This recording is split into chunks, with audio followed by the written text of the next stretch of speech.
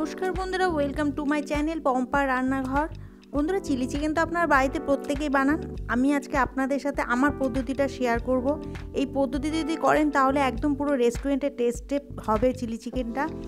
খুব ছোট ছোট টিপসও আমি এর সাথে শেয়ার করব। তো প্লিজ বন্ধুরা পুরো ভিডিওটা দেখবেন, একটু স্কিপ করবেন না। এখানে আমি 300-র মতো বোনলেস চিকেন নিয়েছি ছোট ছোট টুকরো করে। দিয়ে আমি এতে ম্যারিনেট করে রাখবো। নুন দিলাম, হাফ চামচ মতো গোলমরিচ গুঁড়ো দিলাম, আর একটু আদা বাটা দিলাম। দিয়ে এটা কিন্তু একটা টিপস, এটা আপনারা ম্যারিনেট করে অন্তত 2 ঘন্টা মতো রেখে দেবেন, তাহলে চিকেনগুলো হবে ভীষণ সফট।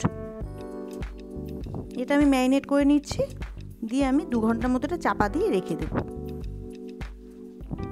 দিয়ে এবার 2 ঘন্টা হয়ে গেছে। এবার এটাকে আমি আবার একটা ম্যারিনেট করব। দিয়ে দিলাম একটা ডিম, দিয়ে দিচ্ছি কর্নফ্লাওয়ার 2 চামচ মতো, টেবিল স্পুন, আর দিয়ে দিলাম অল্প আমি সয়া সস, আর দিয়ে দিচ্ছি 2 চামচ মতো ময়দা, আর অল্প টমেটো সস।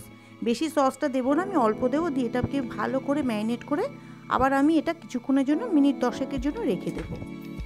তো দেখুন মাখা হয়ে গেল ভালোভাবে। এখানে আমি একটা সস তৈরি করে নিচ্ছি, এটাও কিন্তু একটা টিপস। সসটা আপনারা এইভাবে আগে থেকে করে নেবেন। 2 টেবিল চামচ মতো আমি দিয়ে দিলাম tomato sauce, 1 tablespoon soya sauce, আর 1 টেবিল স্পুন হচ্ছে চিলি সস, আর দিয়ে দিলাম কাশ্মীরি লঙ্কা গুঁড়ো হাফ চামচ, আর হাফ চামচ চিনি। এটাকে আপনারা ভালো করে নিয়ে একসাথে ভালো করে মিশিয়ে এটাকে সসটা আগে তৈরি করে রেখে দেবেন। কড়াইতে এই সসগুলো দেবেন না।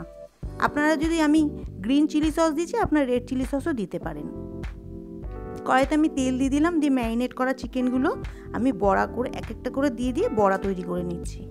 এই বড়াটা আপনারা শুধুও খেতে পারেন, চায়ের সাথে কফির সাথে খুব ভালো লাগবে খেতে, খুব নরম হবে বড়াগুলো।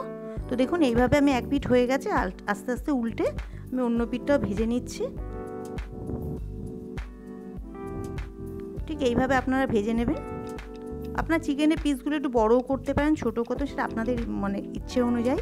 তো হয়ে গেল এক ভাজা চিলি চিকেনের বড়াগুলো। আমি এগুলোকে আস্তে আস্তে করে তুলে রাখছি। এইভাবে বাকিগুলো ভেজে নিয়েছি। নিয়ে আমি সেই তেলেতেই দিয়ে দিলাম অল্প একটু রসুন কুচি আর একটু আদা কুচি, দিয়ে ভালো করে একটু এটা ভেজে নিচ্ছি। দিয়ে যে সসটা আমি রেডি করে রেখেছিলাম সেই সসটা এখন দিয়ে দিলাম এতে। আমি কিন্তু আলাদাভাবে কোনো সস দেবো না। এটা কিন্তু এই পদ্ধতির একদম টিপস, পুরো রেস্টুরেন্টের টেস্টে আপনার তাহলে চিলি চিকেনটা হবে। তো দেখুন ভালো করে মিশিয়ে নিচ্ছি সসটাকে। সসেরও কোনো গন্ধ ছাড়বে না, খুবই ভালো হবে। দিয়ে পেঁয়াজটা আমি এইভাবে ডুমো ডুমো করে কেটে রেখেছিলাম, 2টো বড় সাইজের পেঁয়াজ। দিয়ে আমি পেঁয়াজটাকে ভালো করে এর সাথে একটু মাখিয়ে নিচ্ছি। দেখুন পেঁয়াজটা নাড়াচাড়া হয়ে গেছে। আর দিয়ে দিলাম ক্যাপসিকাম কুচি, একটা বড় সাইজের ক্যাপসিকাম আমি এইভাবে কুচি করে রেখেছি ডুমো ডুমো করে।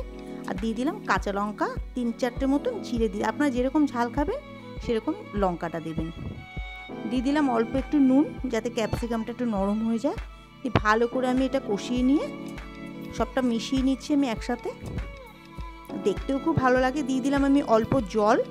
জলটা আপনারা যেরকম গ্রেভি রাখতে চাইবেন সেরকম করবেন। আপনারা যদি ড্রাই চিলি চিকেন খেতে চান তাহলে অল্প জল দেবেন।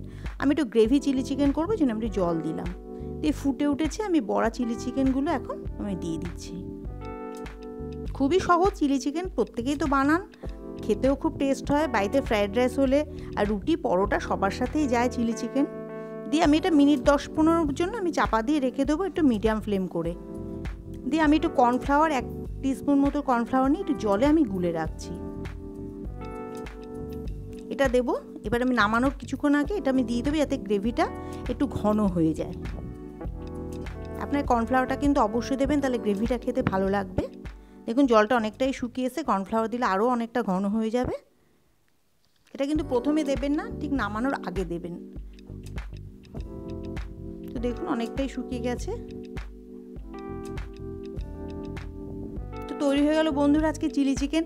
বাড়িতে কিন্তু অবশ্যই এই পদ্ধতিতে একবার ট্রাই করবেন। আর যদি ভালো লাগে তো আমাকে একটা কমেন্ট করে জানাবেন, আমি নতুন নতুন রান্না করতে আরও উৎসাহ পাবো। ভালো থাকবেন, সুস্থ থাকবেন, আর আমার চ্যানেলটিকে বন্ধুরা অবশ্যই সাবস্ক্রাইব করে আমার পাশে থাকবেন। নমস্কার, ফিরে আসবো আবার অন্য কোনো রেসিপি নিয়ে।